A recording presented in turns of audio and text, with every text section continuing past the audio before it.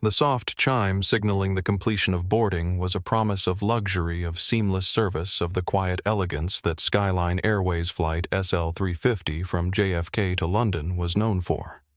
The first-class cabin gleamed with polished wood accents and cream leather seats, a carefully constructed bubble of tranquility designed to insulate its high-paying customers from the chaos of air travel.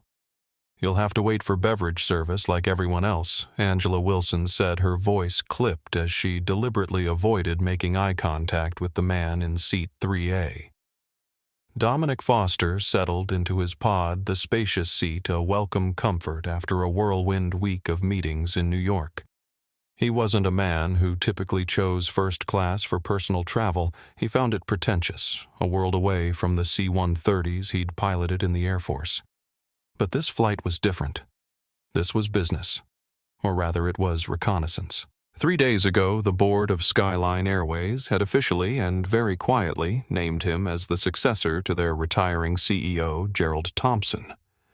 The announcement wouldn't be public for another week. This flight was Dominic's idea, a secret shopper mission to see his new company from the perspective of a customer before the executive suite insulated him forever. He briefly wondered if this approach was too deceptive. "Am I crossing an ethical line here?" he thought, before reassuring himself. "No, this is about honest assessment. I need to see the real airline, not the performance they'd put on if they knew who I was." To ensure an authentic experience, he had booked under his own name but used a personal credit card and dressed down in a simple gray hoodie and worn jeans, a stark contrast to the tailored suits surrounding him.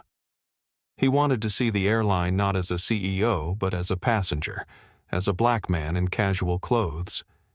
He had a strong suspicion the experience might be different. The flight attendants began their pre-departure service. Madison Lopez, a young woman with warm eyes and a genuine smile, warmly greeted the passenger in 2B, a portly man in a custom suit. "Mr. Taylor, wonderful to have you with us again. Would you care for champagne before takeoff?" William Taylor, a senior investment banker and frequent flyer, accepted with a practiced nod. Then came Angela Wilson. She moved through the cabin with an air of ownership, her blonde hair pulled back in a severe, immaculate bun. She was in her late 40s, with a face that had once been beautiful, but was now hardened by years of forced smiles and a simmering resentment that seemed to radiate from her. 10 years ago, Angela had been considered a rising star at Skyline. She'd been shortlisted for senior cabin positions 3 times, always to be passed over for someone with a fresher perspective. After the 3rd rejection, something in her had changed. The eager-to-please flight attendant had hardened into a woman who protected her status ruthlessly. She'd seen how airlines discarded aging flight attendants, and she was determined not to be among them. She offered pre-departure champagne to Alexandra Grant in 3C, a fashion executive dripping in understated diamonds, and to the couple in row 4 laughing together over a financial newspaper. She moved past Dominic's seat as if it were empty. He made eye contact, a polite smile on his face, but her gaze slid over him, a phenomenon he was all too familiar with. It was a specific kind of blindness, one that chose its subjects. He waited a moment, assuming it was a simple oversight. When she passed him again on her way back to the galley, he politely raised his hand. "Excuse me," he said, his voice calm and even. Angela stopped, her body angled away from him as if she were already in the middle of her next task.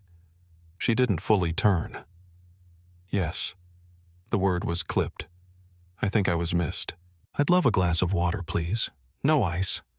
She gave him a quick, dismissive glance. Her eyes lingered on his hoodie for a fraction of a second too long. "We'll begin our full beverage service once we're in the air. You can wait." She turned and disappeared into the galley without another word. Dominic blinked slowly, deliberately. It had begun. He settled back into his seat, pulling a worn paperback from his carry-on. He wasn't angry. Not yet. He was observing. He was collecting data. Across the aisle, Edward Bennett, a tech executive in his 50s, had observed the interaction. First time in first class, he asked Dominic with a hint of condescension, No, Dominic replied, simply not elaborating.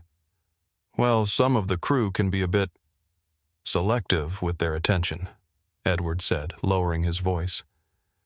Don't take it personally. It's just how it is.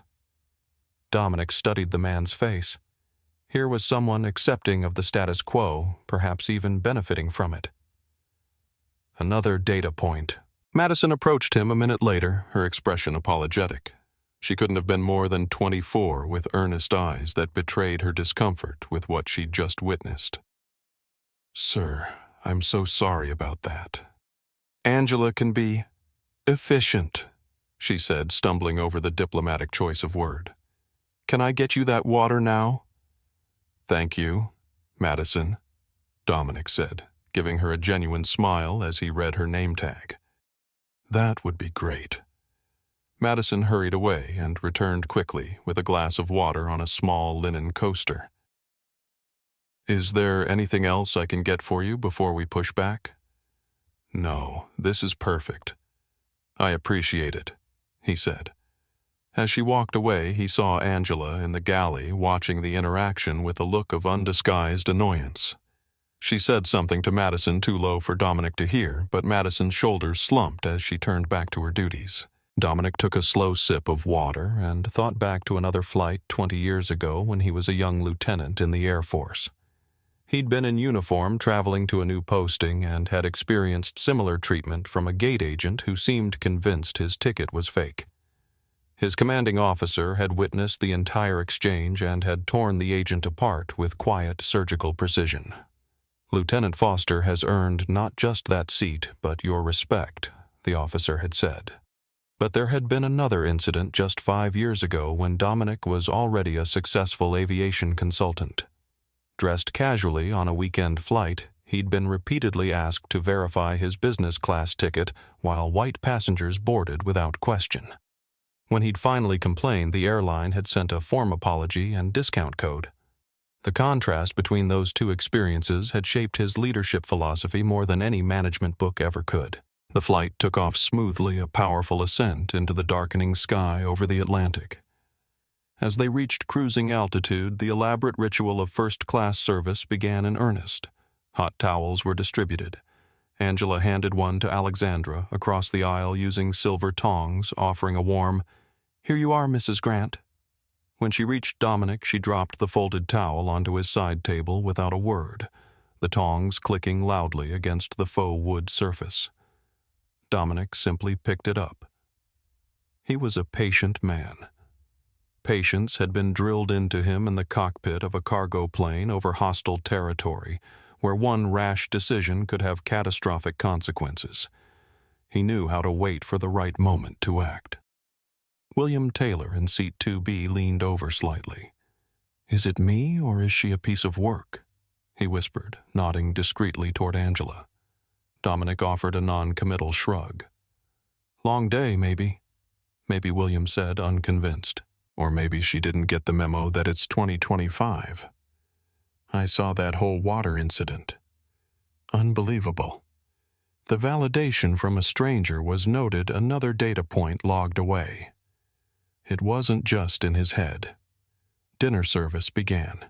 Angela took orders from the passengers around Dominic with exaggerated politeness, discussing the wine pairings for the seared scallops and filet mignon. When she arrived at his seat, she didn't present the menu. She simply stood there, pen poised over her notepad. The chicken or the beef, she asked, her tone suggesting he was ordering from a school cafeteria rather than a premium cabin. Dominic looked at her calmly. "I haven't seen a menu yet. Could I please see one?" A flash of irritation crossed her face. "They were handed out earlier. You should have one. I'm afraid I didn't receive one." With an audible sigh, she retrieved a menu from a nearby seat pocket and thrust it at him. "The beef is quite popular," she said, her voice dripping with condescension, as if to suggest he probably couldn't appreciate the nuances of the pan-seared Chilean sea bass. "Thank you," Dominic said, taking his time to read it. "I'll have the sea bass, please. And to start, the lobster bisque. For the wine, could you recommend a Sauvignon Blanc that pairs well with the fish?" Her eyebrows shot up in faint theatrical surprise as if a dog had just recited Shakespeare. Of course, she said the word syrupy, but the tone laced with poison. "I'll see what we have." She returned not with a recommendation, but with a glass already poured. "Here," she said, placing it down with more force than necessary. "This will have to do." Throughout the meal, the pattern continued. His soup was delivered lukewarm. His water glass remained empty while those around him were refilled diligently. When he requested a roll from the bread basket, Angela picked one with tongs and dropped it onto his plate from a height as if she were afraid to get too close. Each action was a small cut, a carefully calibrated insult designed to be just deniable enough. He wasn't being denied service, just the quality of it. He was being managed, tolerated a problem to be contained until landing. A young Indian businessman 2 rows ahead, Rajiv Patel, had been watching the interactions with growing discomfort. When Angela passed his row, he quietly said, "Excuse me, but I noticed the gentleman in 3A hasn't had his water refilled." "Would you mind?" Angela's smile tightened.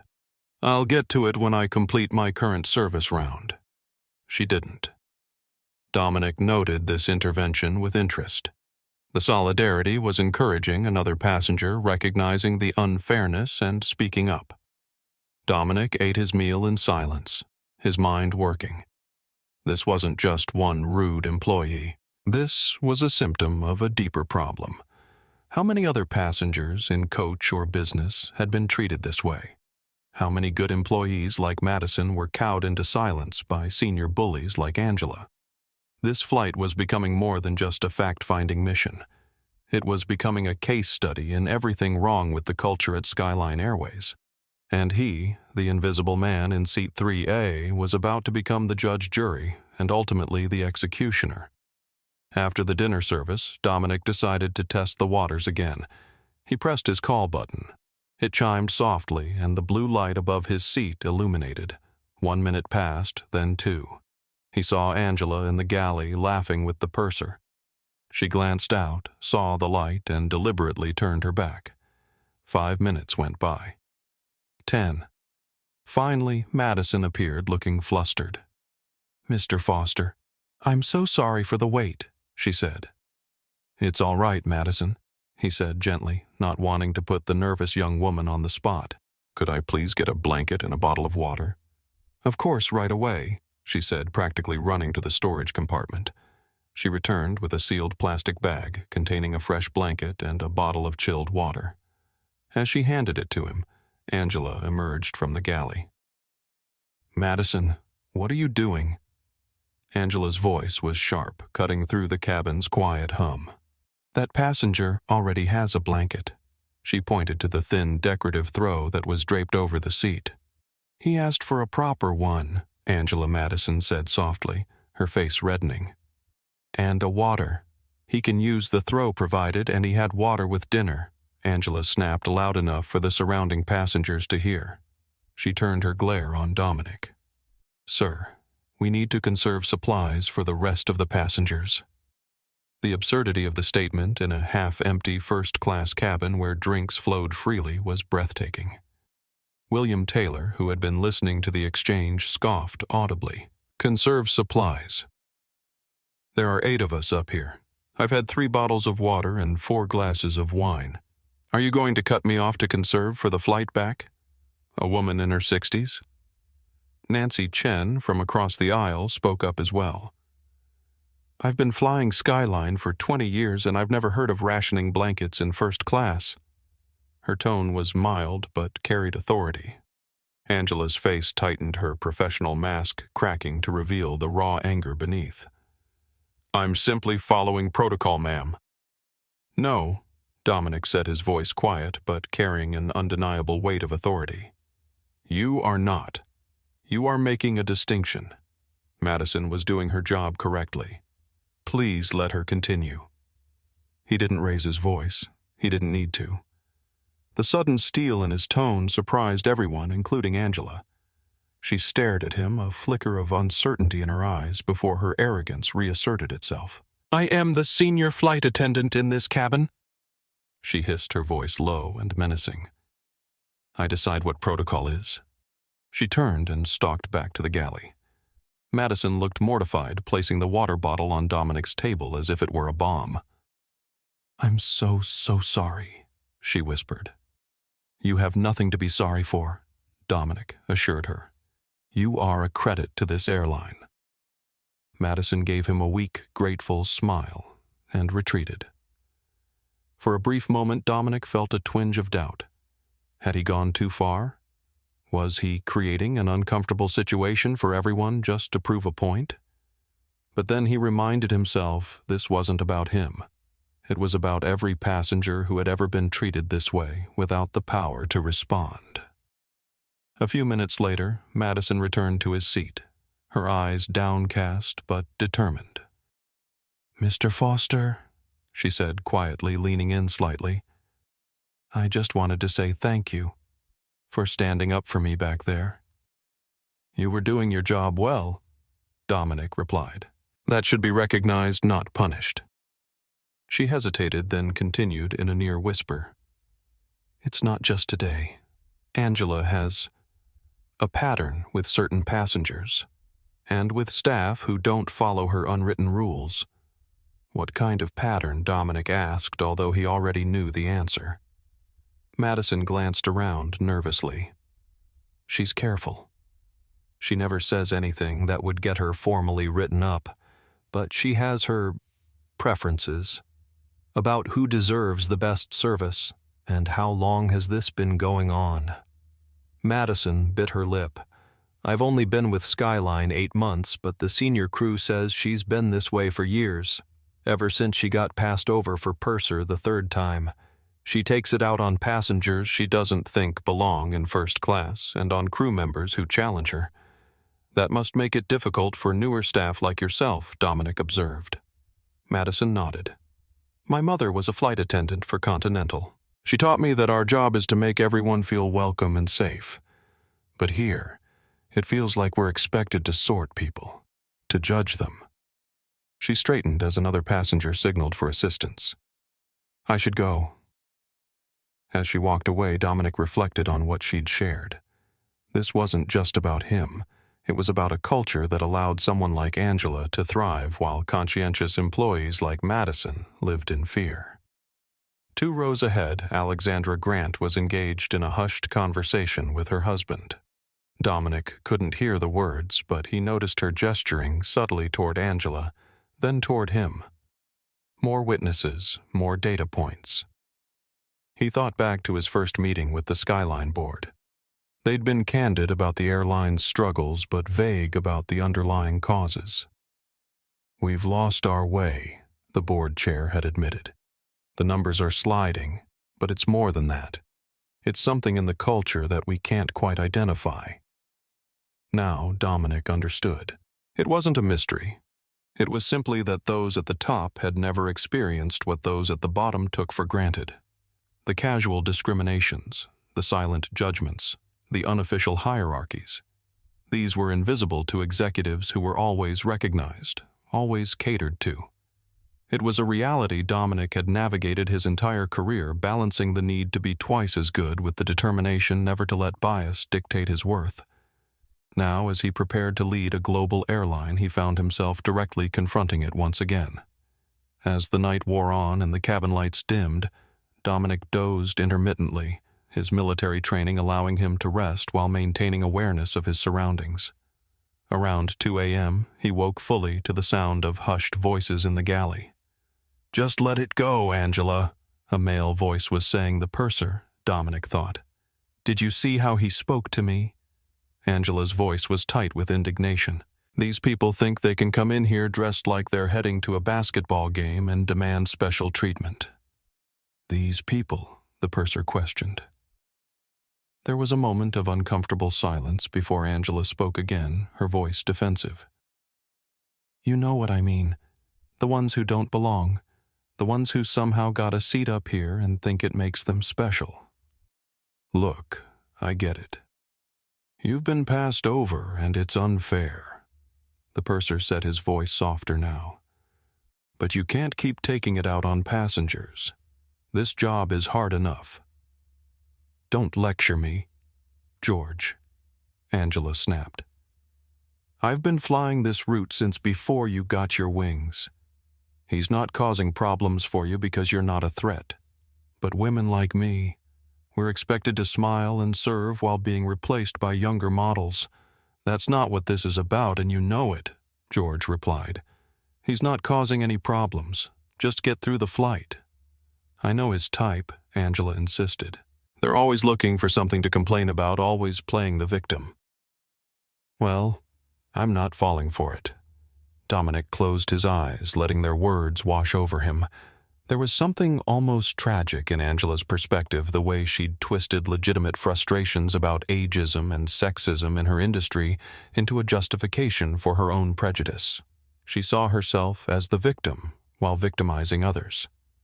It wasn't the first time he'd been his type to someone like Angela. In his military days, despite his rank and accomplishments, he'd frequently encountered those who saw his skin first and everything else second. As a civilian pilot, and later as an aviation executive, the assumptions had become more subtle but no less present. When he'd started his consulting firm specializing in airline operations, he'd deliberately worn suits to every meeting, knowing that his expertise wouldn't be enough on its own. The memory of a client who had mistaken him for IT support despite his being introduced as the CEO still rankled. Now, as he prepared to take the controls of one of the world's largest airlines, he was experiencing the same prejudice as any other passenger. The irony wasn't lost on him. The next morning, as the cabin lights gradually brightened to simulate dawn, Angela was once again making her rounds with coffee and breakfast options. Dominic observed her interactions with renewed attention. "Good morning, Mr. Taylor," she said warmly to William. "Did you sleep well? We have a lovely egg white frittata this morning, or perhaps the Belgian waffles." William, still groggy, requested the frittata and a strong coffee. When Angela reached Dominic, her demeanor changed completely. No greeting, no smile, just a curt breakfast. "Good morning, Angela," Dominic said pleasantly, using her name deliberately. "I'd like the frittata as well, please, and coffee black." She wrote it down without comment and moved on. Minutes later, she returned with a tray that she practically dropped in front of him. The coffee sloshed over the rim of the cup, staining the linen placemat. "Oops," she said without an ounce of sincerity. "Turbulence. The air was perfectly smooth." Dominic dabbed at the spill with his napkin. "No problem. These things happen." His calm response seemed to irritate her further. Throughout the breakfast service, she continued her pattern of minimal interaction with him while being effusive with other passengers. She accidentally bumped his elbow while serving William, not bothering with an apology. She refilled Alexandra's coffee twice while ignoring Dominic's empty cup. William, who had been watching the situation unfold since the previous evening, leaned over again. "I fly this route twice a month," he said in a low voice. "I've never seen service this blatantly unprofessional. You should report her when we land." "Thank you for your concern," Dominic replied. "I intend to address it." Good William nodded, passing him a business card. "William Taylor, Apex Capital. If you need a witness statement, use my contact information." This kind of behavior reflects poorly on the entire airline. "I appreciate that," William, Dominic said, tucking the card into his pocket. Another ally, another piece of evidence. As the flight progressed into its final hours, Dominic noticed Madison making subtle efforts to compensate for Angela's behavior.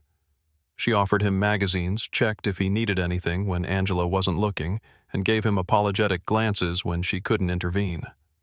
During one such moment when Madison was collecting trash and Angela was occupied with another passenger, Dominic spoke quietly to her. "Madison, how long have you been with Skyline?" "Just 8 months, sir," she replied. "This is my 6th transatlantic rotation." "And what made you want to become a flight attendant?" Her face brightened slightly. "I've always loved travel. And my mother was a flight attendant for 20 years, different airline though. She loved connecting with people, making their journey special. I wanted that too." "Is it what you expected?" A shadow crossed her face. "Some days are better than others. Most of the senior staff are amazing, but—" She trailed off, glancing toward the galley where Angela was preparing for the final service. "But not all of them," Dominic finished for her. Madison nodded slightly. "I almost quit last month," she admitted. "I got assigned to Angela's crew 3 times in a row. She wrote me up twice for protocol violations that weren't in any manual I've ever seen. My supervisor said it would affect my probationary review." "What kept you from quitting?" Dominic asked, genuinely curious. My mom, Madison, replied with a small smile. "She said every industry has its Angelas, and running from one just leads you to another. Better to stand your ground. Your mother sounds like a wise woman." "She is," Madison agreed. "I just wish I knew how to stand my ground without losing my job."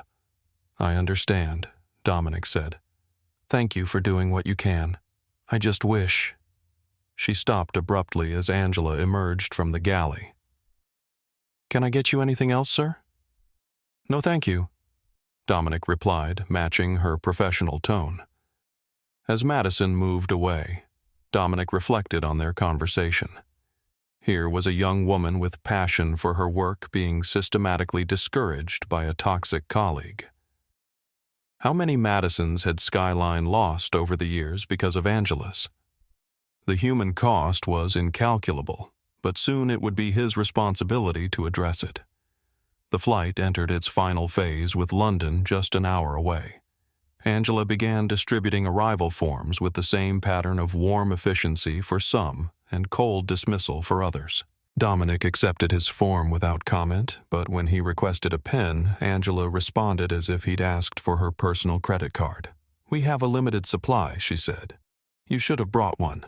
I'm happy to borrow one and return it," he offered reasonably. "I'll see what I can do," she said, walking away without making any effort to find one. It was Madison who silently slipped him a pen a few minutes later with a small, conspiratorial smile. This ongoing pattern of behavior was building toward something. Dominic could feel it. The tension in the cabin was palpable, with several passengers now openly watching the dynamic between him and Angela. It was no longer subtle. It was a spectacle of prejudice playing out at 35,000 feet. As the plane began its initial descent toward London, the true test of Angela Wilson's professionalism and humanity was about to come in an unexpected form. A small commotion erupted from the row behind William and Dominic. Alexandra Grant, the fashion executive with the understated diamonds, was in distress. Her face was flushed and she was breathing in shallow, raspy gasps. Her husband was frantically pressing the call button. "She's having a reaction," he called out urgently. "I think it was the nuts in the dessert. She's allergic." Angela and Madison rushed to the scene. Angela immediately took charge, but her composure was gone, replaced by a flustered panic. Okay, everyone stay calm," she said, her voice high and unsteady. "Does she have an EpiPen?" "Yes, but she's so disoriented. I don't know if I can." Mr. Grant stammered, his hands shaking visibly as he fumbled with his wife's purse. "We need to page for a doctor on board," Angela announced loudly, moving to grab the intercom. Dominic, who had unbuckled his seatbelt and was now standing calmly in the aisle, spoke with the unhurried clarity of someone trained in crisis management. "Paging for a doctor is a good idea, but it will take time. The immediate priority is to administer the EpiPen. Her airway is closing." He looked at Mr. Grant. "Sir, give the pen to the flight attendant." Angela whirled around her face a mask of fury. "Sir, this is a medical emergency. You need to return to your seat now. You are interfering with the crew. You're panicking," Dominic stated not as an insult, but as a simple observation. "And your panic is delaying treatment." "Madison," he said, shifting his focus to the younger woman, "you know the procedure. Outer thigh. Remove the blue safety cap. Swing and push. Hold it for 3 seconds. You can do this." His calm, direct instructions seemed to break through Madison's own fear. She nodded, took the EpiPen from Mr. Grant, and knelt beside Alexandra.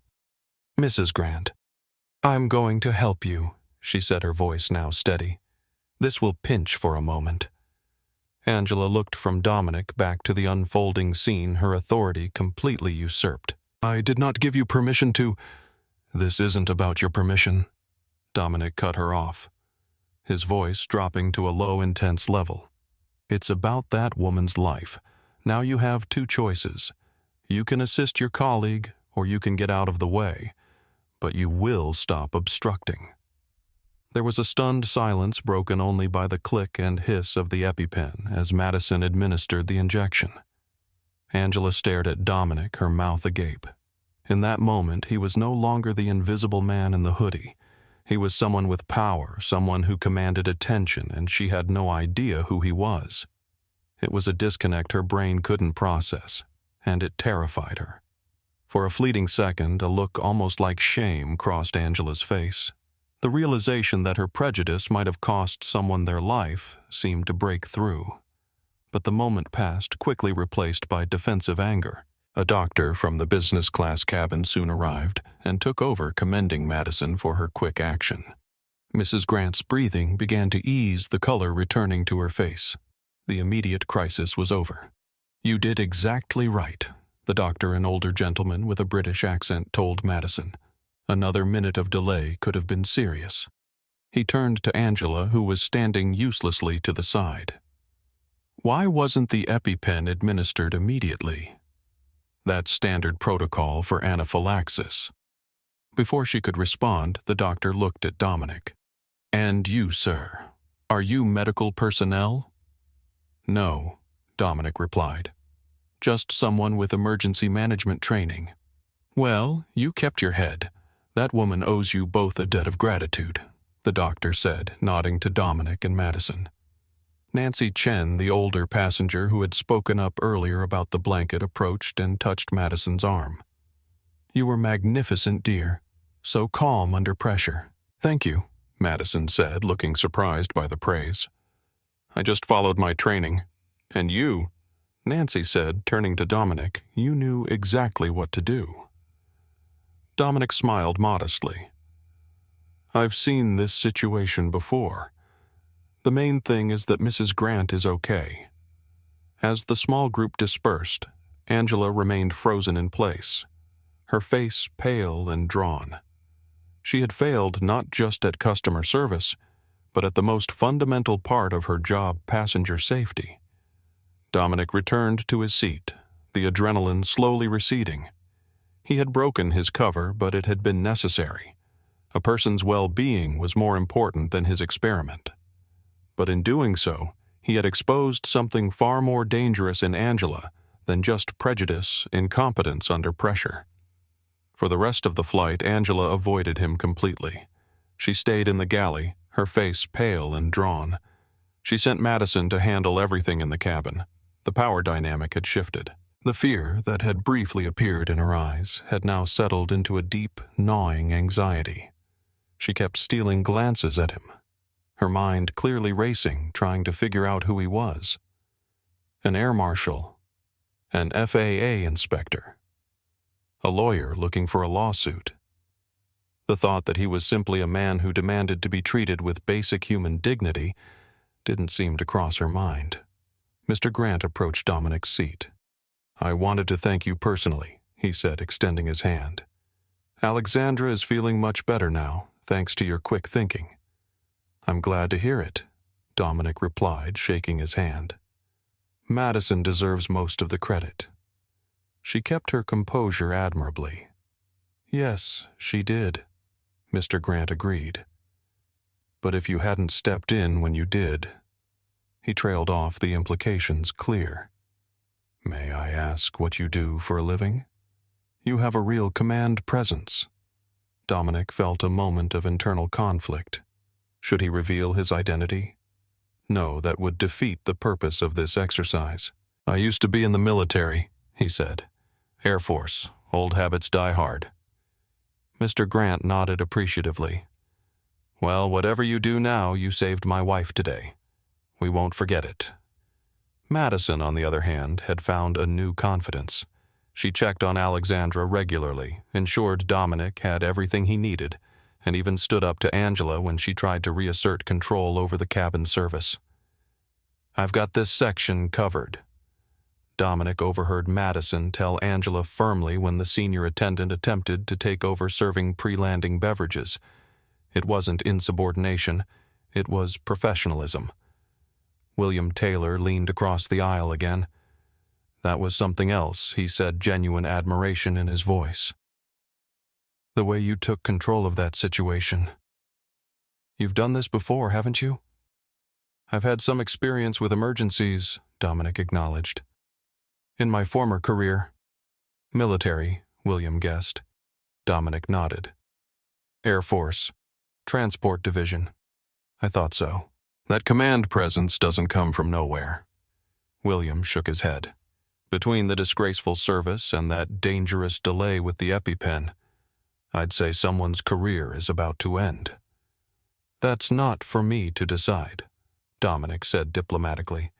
But of course it was precisely for him to decide. In 1 week he would be announced as Skyline's new CEO, with full authority to reshape the airline's culture and workforce. Angela Wilson had no idea that she had just performed a career-ending demonstration for her new boss. As Dominic thought about the decision ahead, he felt a momentary pang of doubt. Was he being too harsh? Would firing someone over a single flight, no matter how egregious the behavior, set the right tone for his leadership? Perhaps a suspension, a demotion, or a last-chance agreement would be more appropriate. He thought about Madison, about how close she had come to quitting, about how many other young, talented employees might have already left. He thought about Alexandra Grant, and how her life had been put at risk by Angela's incompetence and pride. He thought about every passenger who had ever been made to feel unwelcome or unworthy because of someone like Angela. No, he decided. This wasn't about punishment. This was about standards. About drawing a clear line between what was acceptable and what was not. Sometimes, leadership required difficult decisions. As the plane began its final approach to Heathrow, Dominic looked out at the patchwork of fields and the sprawling metropolis coming into view. He had come on this flight seeking information about his new company. He had found something far more valuable: clarity about what needed to change. The familiar bump of the landing gear touching down on the tarmac was a sound of finality. The 8-hour flight, a microcosm of prejudice and failure, was over. As the Boeing 787 taxied toward the terminal, the cabin, which had been fraught with tension, fell into a quiet, anticipatory hush. Angela reappeared from the galley to perform the landing procedures, her movements stiff and robotic. Her earlier arrogance was gone, replaced by a brittle defensive shell. She avoided Dominic's gaze entirely, focusing on a fixed point at the back of the cabin as she recited the arrival instructions. Dominic remained in his seat, calmly watching her. He felt a sliver of something that could have been pity, but he quickly dismissed it. Pity was for people who made mistakes. Angela hadn't made a mistake. She had made a series of deliberate choices, each one rooted in a deep-seated ugliness. She had chosen to demean, to ignore, and to obstruct. She had chosen her path. Now she would have to walk it to its conclusion. The seatbelt sign pinged off. The usual flurry of activity began as passengers stood to retrieve their belongings from the overhead compartments. Dominic waited patiently for the aisle to clear slightly. William Taylor stood up and offered a hand. "Dominic Wright, I'm William. Listen, I just want to say what you did back there for Mrs. Grant and the way you handled her," he said, gesturing with his head toward Angela, was impressive. "Truly. Just trying to make sure everyone has a safe flight," Dominic replied with a small smile. "Well, if you ever need a witness for your complaint, and I hope you file one, here's my card." William pressed his business card into Dominic's hand. "I fly this route twice a month. That woman is a menace and a liability." "Thank you, William. I appreciate that. More than you know," Dominic said, tucking the card into his pocket. As the line of deplaning passengers began to move, Dominic saw his moment. He stood and deliberately positioned himself in the aisle to be near the exit where Angela and George the purser were bidding the passengers farewell with plastic smiles. "Goodbye, Mr. Taylor." "Thank you for flying, Skyline," George said warmly. "Thank you, Mrs. Grant." "I hope you're feeling much better," Angela said, her voice oozing a fraudulent concern that made Dominic's stomach turn. When Dominic reached her, he stopped. He looked her directly in the eye. "Miss Wilson." He began, his voice low and devoid of emotion. "I'll need your full name and your employee ID number." Angela's smile vanished. Her face, already pale, lost another shade of color. She thought he was just another disgruntled passenger, but his tone held a gravity that rattled her. Still, her defenses were up. "Sir, if you have a complaint, you can file it with customer service in the terminal or on our website," she said, trying to dismiss him with practiced corporate deflection. "I'm not filing a complaint with customer service," Dominic said, his gaze unwavering. "I am making a formal report to corporate management. I need your name and employee number for that report. You can give them to me now, or I can have security pull them from the flight manifest. The choice is yours, but I assure you the result will be the same." George, sensing the tension, took a half step forward. "Sir, perhaps I can help resolve this situation. I'm the purser for this flight." "This isn't about resolving a situation," Dominic interrupted without looking away from Angela. "This is about accountability for a pattern of discriminatory service and a critical safety lapse. The threat of involving security." The cold certainty in his voice finally broke through Angela's bravado. She saw the purser and other crew members looking on, their curiosity piqued. Her humiliation was mounting. Defeated, she snatched a napkin and a pen from the galley counter. She scribbled down the information, her handwriting sharp and angry. "Angela L. Wilson, ID 63B429, she muttered, shoving the napkin into his hand. "There. Are you satisfied?" For a moment, just the briefest flash, Dominic considered letting it go. He saw the fear in her eyes, the desperation of someone who knew their career was hanging by a thread. He thought about his own rise through the ranks, the mentors who had given him second chances, the value of redemption. But then he remembered Madison's near resignation, Alexandra's life-threatening emergency, the passengers who had witnessed Angela's prejudice and said nothing until he spoke up. This wasn't about one woman's career. It was about an entire airline's culture. "For now," Dominic said, taking the napkin and folding it neatly. "Thank you for your cooperation."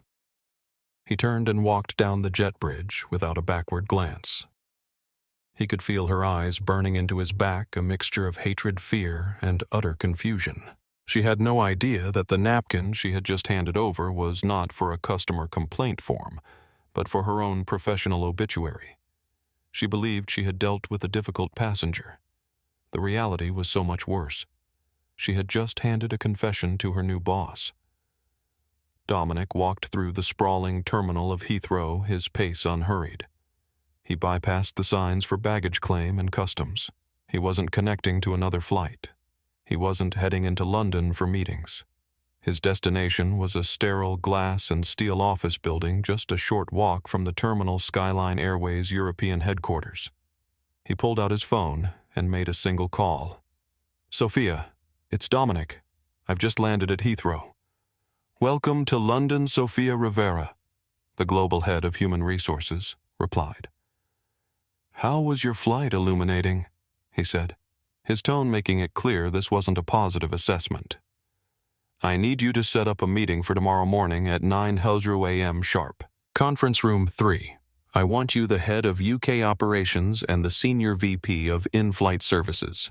And Sophia, I need you to get the full service and disciplinary file for a flight attendant. Name is Angela Wilson, ID 63B429. Have it on the table along with the preliminary flight report from SL350. He paused, then added, I also want you to contact a passenger named William Taylor from Apex Capital. He was in seat 2B. Tell him the CEO of Skyline Airways would be grateful for a written statement about his experience. There was a pause on the other end of the line. Sofia Rivera, the formidable head of human resources who had been with the company for 25 years, finally spoke. "Dominic, what happened on that flight?" Dominic stopped walking, his expression grim. "A display of everything that's wrong with this airline. Casual discrimination, blatant disregard for service standards, and worst of all, a dangerous delay in medical response due to ego and incompetence." "That sounds substantial," Sofia said carefully. "It was eye-opening. I went in looking for operational inefficiencies. Instead, I found a cultural rot that needs immediate attention.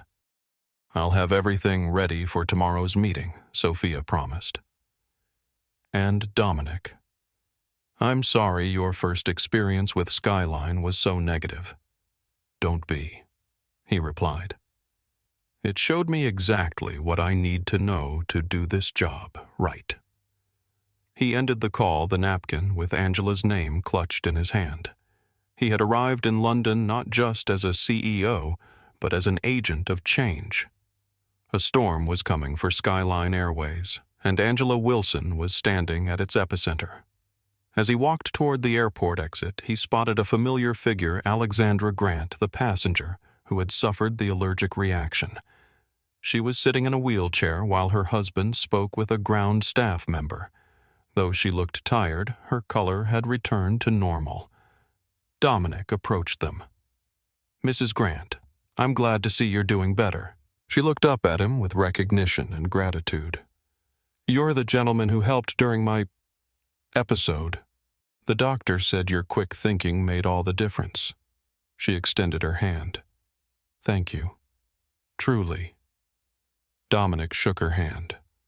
"I'm just glad you're all right. Is everything being taken care of?" Mr. Grant nodded. "The airline is arranging for a medical escort to our hotel. We'll follow up with a local doctor there." "Good," Dominic said. Then after a moment's consideration, he pulled out one of his personal cards. Not his new Skyline CEO cards, which hadn't been printed yet, but a plain one with just his name and contact information. "If you need anything at all during your stay in London, please don't hesitate to call. I have some connections that might be helpful." Mrs. Grant accepted the card with a smile. "That's very kind of you, Mr. Foster." "Safe travels," Dominic said, and continued on his way. Outside the terminal, he took a deep breath of the cool London air. The Skyline Airways headquarters loomed in the distance, a gleaming tower of glass and steel. Tomorrow, the real work would begin.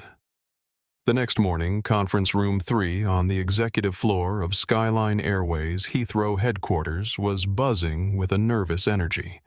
The air was thick with the scent of expensive coffee and apprehension. Seated around the polished mahogany table were the highest-ranking officials in the airline's European operations, Sofia Rivera, the global head of HR who had flown in overnight from New York, Victor Newman, the dapper head of UK operations, and a visibly sweating man named James Alvarez, the senior vice president of in-flight services. On the table in front of each of them was a thick binder. Dominic Foster walked in at precisely 900 a.m. He was no longer the man in the hoodie. Today he wore a bespoke charcoal suit, a crisp white shirt, and a dark blue tie. The transformation was so complete that James Alvarez, who had never met him in person, did a slight double-take. Dominic's presence filled the room, his quiet intensity more commanding than any loud declaration could ever be. He took his seat at the head of the table. "Good morning," he said, his voice even.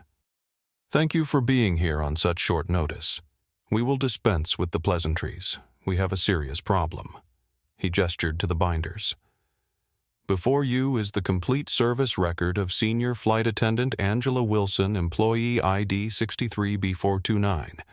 You will also find my own preliminary report from Flight SL350 yesterday, and a sworn emailed statement from a Mr. William Taylor, a senior partner at Apex Capital and a platinum-tier frequent flyer who witnessed the events.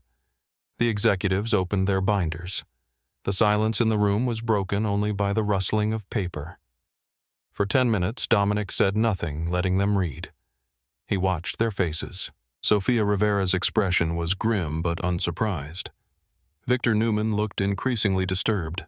James Alvarez, the man directly responsible for the conduct of all flight attendants, looked like he was about to be physically ill. The file on Angela Wilson was damning. It was a mosaic of mediocrity and malice painted over 2 decades.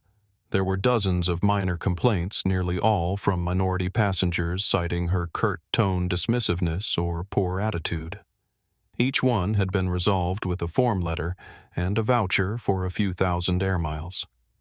She had been passed over for a purser position 3 times due to poor interpersonal skills, a fact that was noted in her reviews alongside observations of her simmering resentment. She did the bare minimum to remain employed, her long tenure and union protections acting as a shield. What was most troubling, however, were the notes in the margins of several evaluations. Concerns raised by junior staff about treatment read one. Possible favoritism issues noted another. These red flags had been documented but never addressed, filing away problems rather than solving them. Then they got to Dominic's report. It was a meticulously detailed, time-stamped account of the flight written with the detached precision of a pilot logging an incident. He listed every ignored request, every condescending remark, every safety protocol violated during the medical emergency. He didn't use inflammatory words like racism. He didn't have to. He just laid out the facts, her disparate treatment of him versus other passengers, her refusal of a basic amenity, her dangerous panic during the allergic reaction, her insubordination in the face of a clear and present danger to a passenger. William Taylor's statement corroborated everything his business-like prose, adding a layer of irrefutable third-party credibility. He concluded his statement with a chilling sentence. In my 15 years of flying first class for business, I have never witnessed a more unprofessional, prejudiced, and frankly dangerous employee. I was reconsidering my firm's multi-million-dollar corporate account with Skyline until Mr. Foster's team reached out and assured me this would be handled at the highest level. There was also a brief statement from Alexandra Grant confirming that there had been a significant delay in administering her EpiPen due to what she termed apparent confusion among the crew. James Alvarez finally looked up, his face ashen. I had no idea. These minor complaints, they never reached my desk. They're handled by a junior resolution team. And that James is the core of the problem, Dominic said, his voice dangerously soft. A pattern of behavior was allowed to fester for years because no one was looking at the whole picture. We have a system that treats each incident as an isolated event, rewarding bullies and senior slackers while crushing the morale of good young employees like Madison Lopez, the junior attendant who actually did her job. He leaned forward. During the medical incident, Miss Wilson froze. She was a liability. Her first instinct was not to render aid, but to assert her own fragile authority.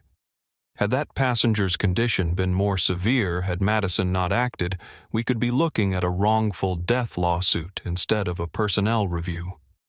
This isn't just about a rude flight attendant. This is about a fundamental failure of oversight training and culture that starts right here in this room. He let that sink in, his gaze moving from James to Victor and finally to Sofia. So here is what is going to happen. Dominic continued, his tone shifting from analytical to commanding. Sofia, I want Ms. Wilson's flight privileges revoked immediately.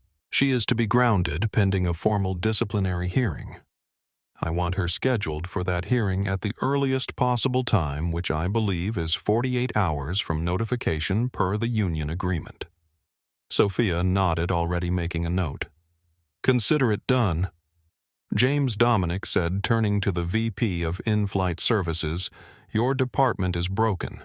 You are going to conduct a full top-to-bottom audit of the complaint resolution process. I want to know how many other Angela Wilsons we have on our payroll.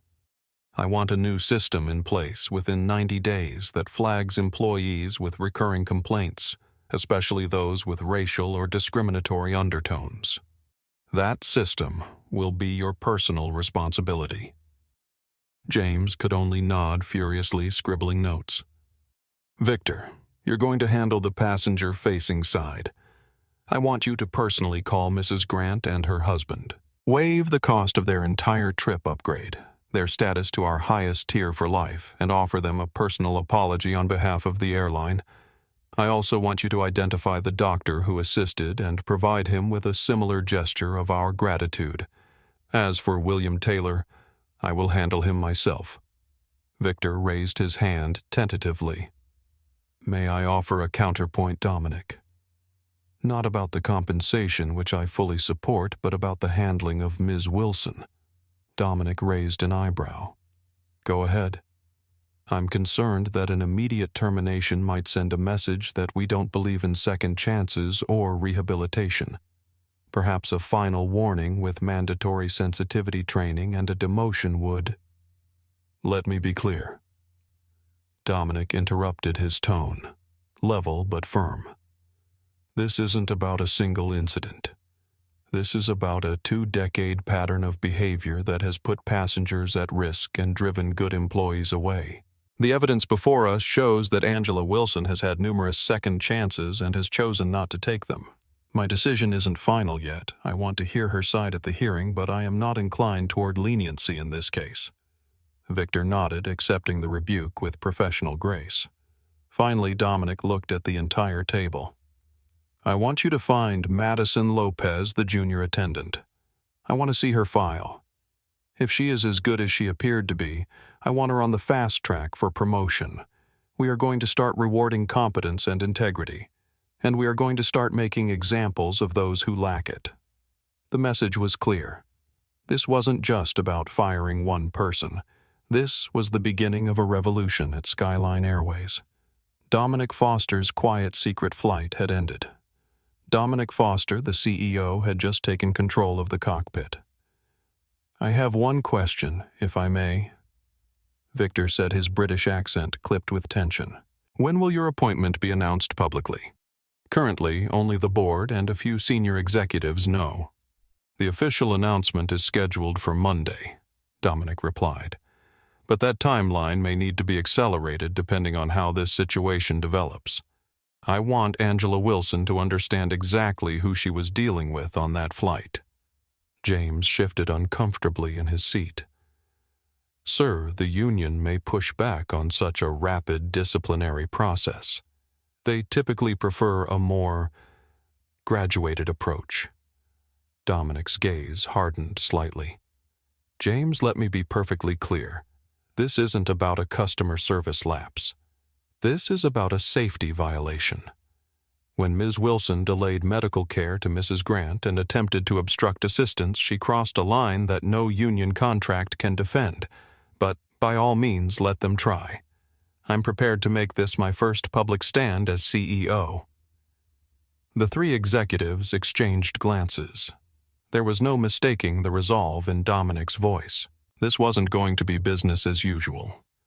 For Angela Wilson, the 48 hours after landing in London were a spiral of anxiety and self-delusion. She replayed the flight over and over in her mind, her anger warring with a growing sense of dread. The man in the hoodie, who was he? She'd run his name Foster through the company's internal database of high-value clients and FAA officials. Nothing. He was a nobody, a ghost. Her anger began to solidify into a narrative of victimhood. He was an agitator, an opportunist looking for a payout. He had provoked her, undermined her authority in front of passengers, and created a hostile work environment. She was the one who was wronged. She complained bitterly to her union representative, a jaded man named Luis Ortega, who listened with half an ear and promised to look into it. When the official email arrived, her heart plummeted. Formal notice of disciplinary hearing. She was to report to the Heathrow corporate offices in 2 days. The email also informed her she was being placed on paid administrative leave effective immediately. Grounded. The word felt like a prison sentence. In 22 years of flying, she had never been grounded. She called Luis again, her voice hysterical. "They're trying to fire me over one entitled passenger who didn't get his blanket fast enough. This is a witch hunt." Luis, now paying closer attention, reviewed the notice. "Calm down, Angela. They can't fire you for something so flimsy. It's probably just a formality. A slap on the wrist to appease the guy. You have seniority, a long record. We'll fight it. Just go in there, stick to your story. Say he was aggressive and you felt threatened. We'll paint him as the problem." Bolstered by Luis's misguided confidence, Angela began to rebuild her shattered arrogance. He was right. She was a veteran. The airline needed her. This upstart in a hoodie wouldn't get the better of her. She would go into that meeting, apologize for any misunderstanding, and be back in the air by next week. Yet in quiet moments alone in her London flat, doubts crept in. The look on Madison's face when Angela had berated her for helping Dominic, the expressions of the passengers who had witnessed her behavior, the doctor's question about the delayed EpiPen. For a brief instant, Angela wondered if she had gone too far this time. She remembered her early years at Skyline, how much she had loved the job, the genuine pleasure she had taken in making passengers comfortable. When had that changed? When had service become a weapon rather than a calling? But these moments of self-awareness were fleeting, quickly buried under layers of self-justification and entitlement. By Wednesday evening, she had convinced herself once again that she was the victim, that her actions had been justified, and that the hearing was merely a formality. As Thursday morning dawned, Angela Wilson dressed in her immaculate uniform. It was her armor, a symbol of the status and authority she felt had been challenged. She met her union rep, Luis Ortega, in the lobby of Skyline's corporate headquarters. Luis gave her a confident wink. "Don't worry, we've got this. Just a couple of HR paper pushers. We'll be out in an hour." They were escorted to conference room 3. Angela walked in, her head held high, ready for battle. And then she saw him. Sitting at the head of the long mahogany table, dressed in a suit that cost more than her car, was the man from seat 3A, the man in the hoodie. Beside him sat Sofia Rivera and James Alvarez. The air rushed out of Angela's lungs. The entire world seemed to tilt on its axis. Her mind refused to process what her eyes were seeing. This was impossible. It had to be a mistake, a nightmare. "Mr. Foster," she stammered, looking at him with dawning, sickening horror. What are you doing here?" Dominic Foster looked at her, his expression unreadable, a slate of calm executive authority. He didn't smile. He didn't gloat. He simply stated a fact. "I'm here, Miss Wilson," he said, his voice echoing in the silent room, "because as of last Monday, I am the Chief Executive Officer of Skyline Airways, and you and I need to have a conversation about the kind of company Skyline is going to be from now on. Please have a seat." Luis, the union rep, froze mid-stride, his jaw slack, his confident demeanor evaporating like mist. Angela's legs felt weak, and she stumbled into the chair offered to her. The armor of her uniform suddenly felt like a cheap costume. The room wasn't a hearing room. It was an execution chamber, and she had just realized she wasn't the plaintiff. She was the condemned. The silence in conference room 3 was absolute. Angela Wilson stared at Dominic Foster, her mind a frantic screaming void. CEO. The word reverberated in her skull, shattering every assumption, every justification she had built up over the past 2 days. The man she had dismissed, insulted, and endangered was not just a passenger. He was the most powerful person in the entire company. "Let me be perfectly clear, Mr. Ortega. I was not misrepresenting myself," Dominic said firmly. "I was a paying customer in first class. Does Skyline Airways have a policy that the level of service safety and basic human decency a passenger receives is dependent on their job title?" Are your flight attendants trained to be courteous only to people they believe are important? The question hung in the air, a perfect trap.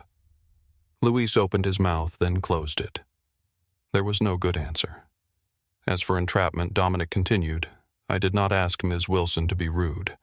I did not ask her to ignore my call light. I didn't ask her to lie about conserving supplies, and I certainly didn't ask her to panic and interfere with the rendering of medical aid to a passenger in anaphylactic shock. Those were all choices she made. He methodically went through the timeline, his voice never rising, but each word landing like a hammer blow. You denied me a pre-departure beverage, a standard service in that cabin. You treated me differently than the passengers around me. You ignored a direct request for a comfort item and then publicly berated a junior colleague for providing it. Each of these is a violation of Skyline Airways' service standards. They are grounds for a written warning. He flipped a page in his own binder. But then we come to the medical incident. Your actions. Miss Wilson constituted a grave safety violation. You failed to maintain composure. You attempted to obstruct another crew member from providing critical aid, and you directly contravened your emergency response training. According to Purser Maxwell's report, your panic caused a critical 30-second delay in the administration of the EpiPen. In Mrs. Grant's condition, 30 seconds could have been the difference between life and death. James Alvarez finally spoke up, his voice grim. Angela, the FAA has strict regulations about interfering with a crew member's duties, especially during an emergency. What Mr. Foster is describing is in itself a fireable offense. This is a lie, Angela shrieked, her composure finally shattering. I was in control. That young girl, Madison, she was hysterical. And the passenger, he was aggressive. He was shouting. He got out of his seat. He threatened me. Your version of events. Ms. Wilson is not supported by a single witness, Sophia said softly. In fact, every single person we spoke to contradicts it. For a brief moment, something like realization dawned in Angela's eyes. Her defenses were crumbling, exposing the truth even to herself. She had been wrong, terribly catastrophically wrong. But the moment passed quickly, buried under the avalanche of her pride. The walls were closing in. Every lie was being exposed, every defense dismantled. Angela looked wildly around the room, her eyes landing on Dominic. The hate she felt for him was a physical thing, a burning acid in her throat. You did this, she whispered, her voice trembling with rage. You set me up, all of this just because you have a chip on your shoulder. Because you think everyone's a racist. Dominic met her gaze, and for the first time a flicker of emotion crossed his face. It was not anger, but a profound weariness. No, Miss Wilson. I didn't think everyone was a racist. But on that flight you were. Your prejudice was the foundation for everything that followed. You judged me the second I walked onto that plane. You decided I didn't belong, and you treated me accordingly. Your racism made you unprofessional.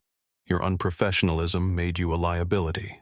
And that liability is something this airline can no longer afford. He stood up, signaling the end of the hearing. The decision has been made. Angela L. Wilson. Sophia Rivera said, her voice formal and final. Effective immediately, your employment with Skyline Airways is terminated for cause, specifically for gross misconduct, endangerment of a passenger, and repeated violations of company service and safety protocols. Your final paycheck will be mailed to you. Security will now escort you from the premises. Termination for cause. The words hit Angela like a physical blow. It meant no severance, no retirement package she could cash out, no positive reference.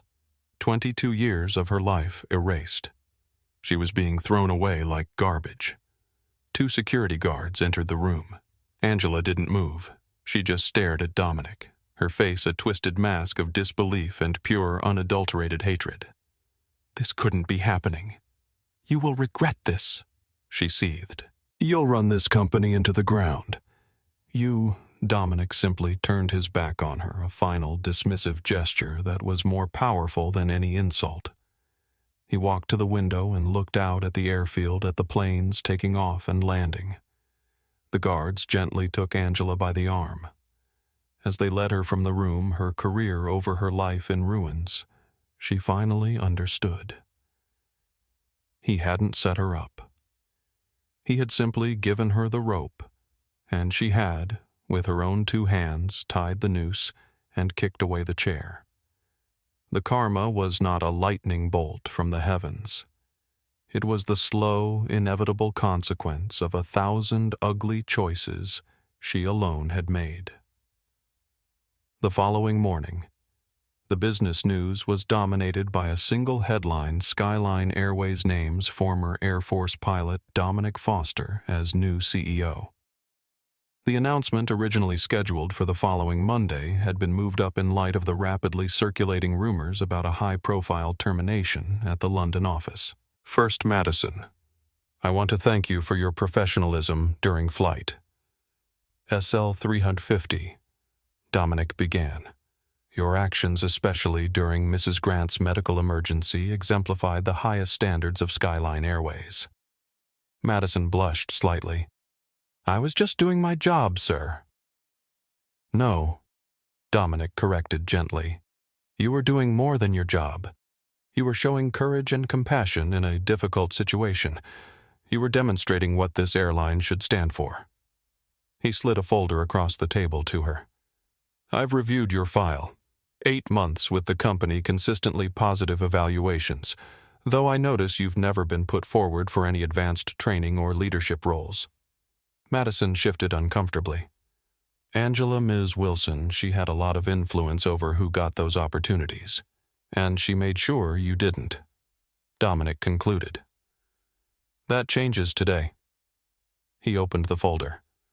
I'm offering you a position in our cabin leadership development program. It's typically reserved for attendants with at least 5 years of experience, but I'm making an exception in your case. The program will prepare you for a senior cabin position within 18 months. Madison's eyes widened. Sir, I don't know what to say. Say yes. Dominic smiled. And then help me change this airline. Yes, Madison said without hesitation, a smile breaking across her face. Absolutely yes. The firing of Angela Wilson was not the end of the story. It was the beginning. It became a quiet legend within Skyline Airways, a cautionary tale whispered in galleys and break rooms from London to Los Angeles. It sent a shockwave through the company. The old ways were over. Seniority was no longer a shield for incompetence or prejudice.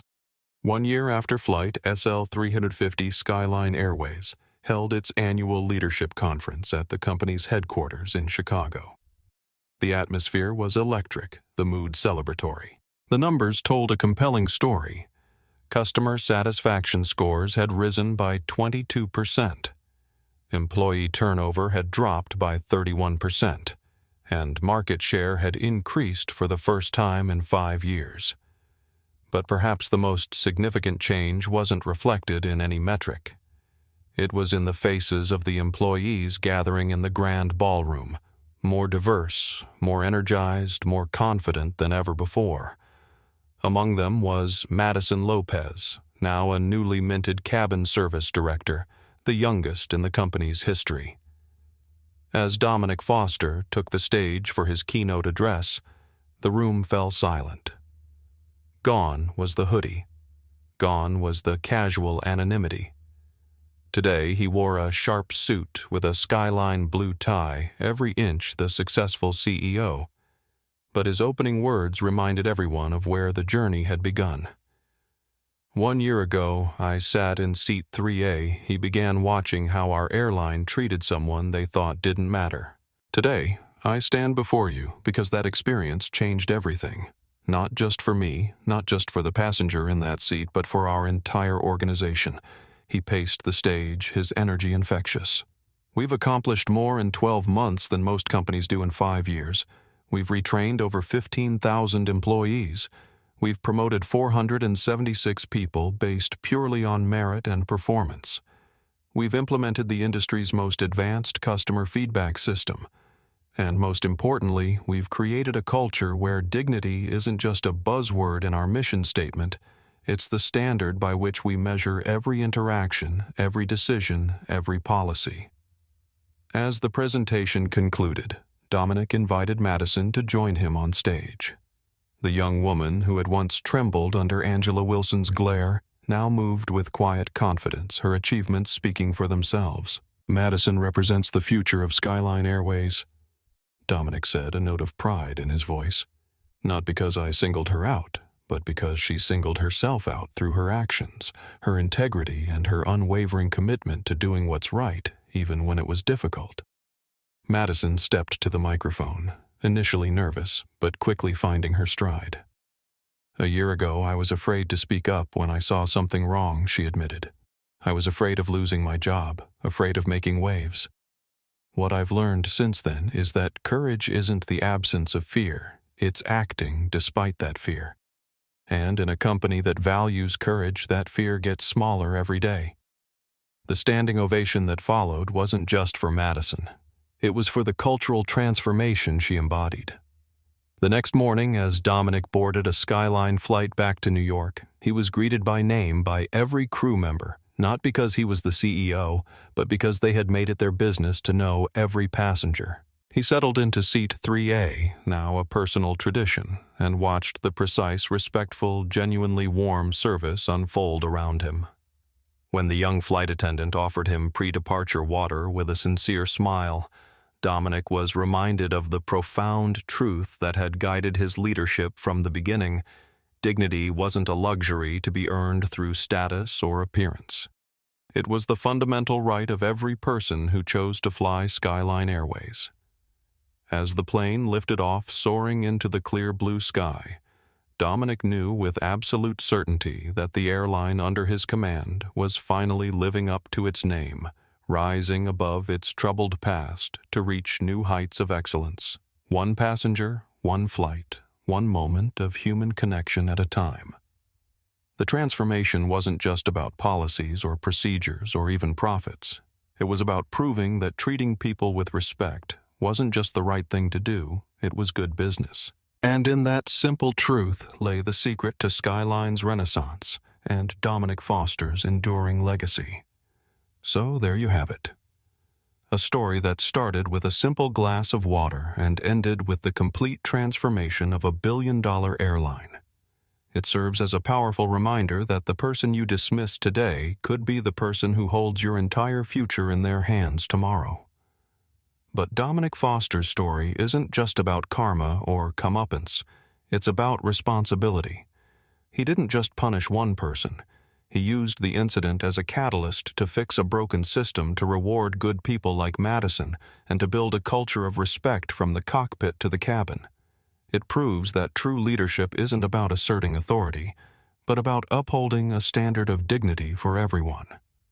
If this story of ultimate karma and transformative leadership resonated with you, please hit that like button to show your support for accountability. Share this video with someone who needs to hear that character always matters more than position. And most importantly, subscribe to our channel for more true-to-life stories, where justice isn't just a dream, it's a destination. Let us know in the comments below, what would you have done in Dominic's position?